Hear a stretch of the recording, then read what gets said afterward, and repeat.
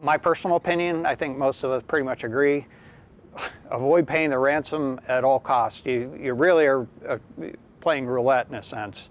It really feeds this industry if you do pay the ransom, but on top of that, it may not even help you to recover your data. It's much, much better to protect yourself ahead of time. And that includes, keeping your, running antivirus, keeping it current. Use network controls, intrusion protection systems, port restrictions, that is, don't allow outbound connections on your network that aren't necessary, proxy web connections, and use the categorization associated with most proxy services to be able to block access to unrecognized sites or categorize malicious sites. Basically monitor for malicious callback, that is anything that might be associated with an infection that may have been able to establish a footprint inside your enterprise. Look for the indications that it might be trying to call back. And back up your data. Special note for backing up data, that is if you end up in a situation where you have ransomware, you're able to restore that data.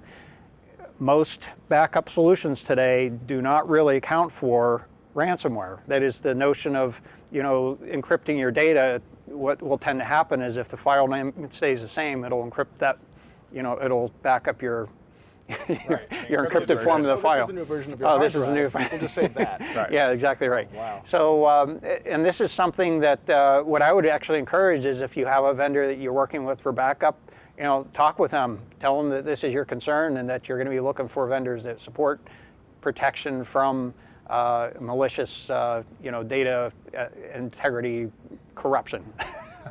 So anyway.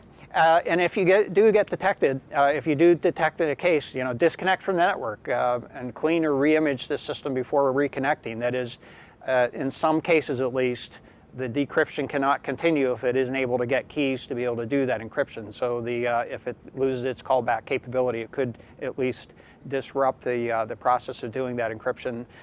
Determine the source of the malware so that you can basically control that, whether it came in through an email perhaps, or perhaps was spread through an infected USB drive. And of course, be careful about USB drives. Some of these spread through USB drives, right?